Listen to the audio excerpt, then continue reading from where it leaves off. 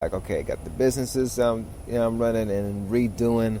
I got this going on. So, you have all that stuff going on. It tends to make you feel as if you're not doing enough. And when you have a family, it really makes you feel down to the point where you go to your 9 to 5, you thank God that you still have a job, to do what needs to be done. But at the same time, let them know like you're not hitting your full potential. But the funny thing is, even if you are working at a 9 to 5, I kid you not when I say that God will have you minister to somebody at a certain time. It's just that we get caught up in the noise that we don't pay attention to it.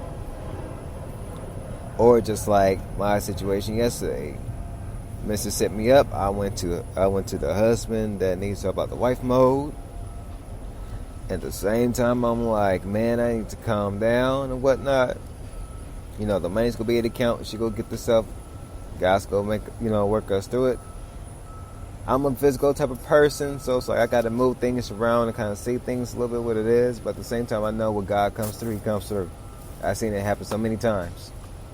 I know sometimes I tend to forget, and God will always remind me. I be in my thought process. Next thing you know, He'll be reminding me like, oh yeah, you remember I helped you out with this and this and this and this and this, and I just gotta fall back.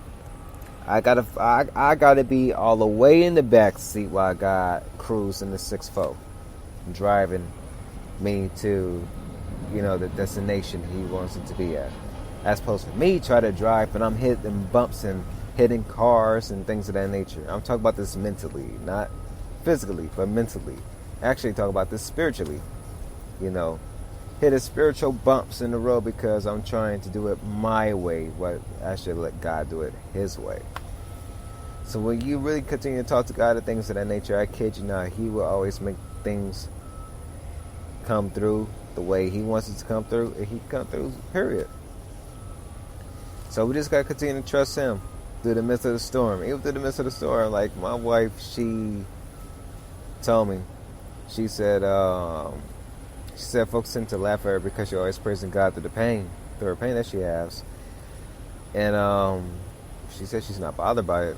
I told her, I said, don't be. I said, the Apostle Paul in the book of Romans, Ephesians, Colossians, that's 1st, 2nd Thessalonians, and Galatians, all the books that Paul had wrote in the New Testament, he was in some pain and had some body issues and things of that nature on his different trips to speak to the different churches out in Ephesians and Thessalonians and Philippians and Colossians and things of that nature. Like those were actual churches that he had spoke to, where God had him write those letters to them, to which we use in our study and things of that nature. The Ephesians and everybody else. So Paul went through some things, and even he thanked God. Even when Jesus' disciples was getting beat, they thanked God through the pain.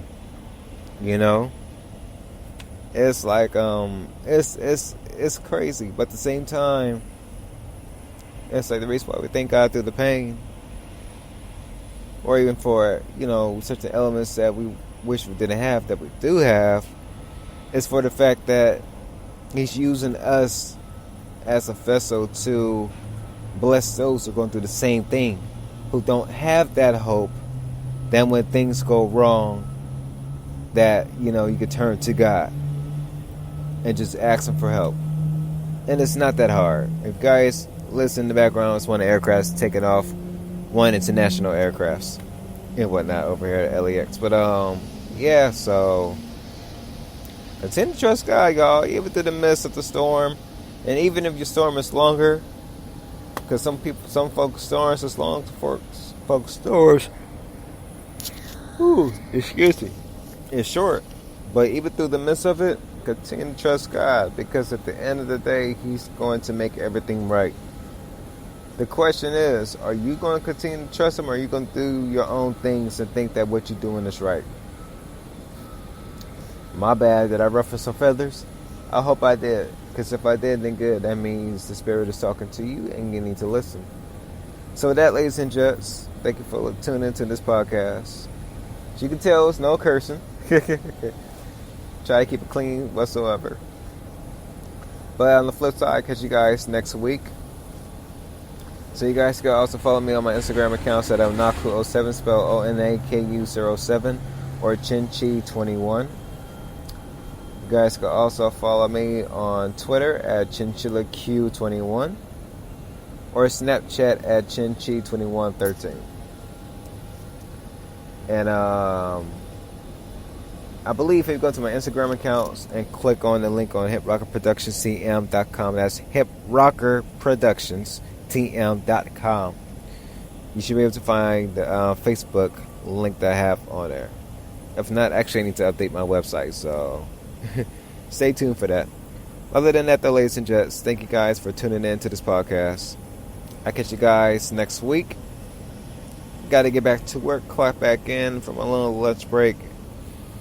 And with that, peace, love, and just keep God first.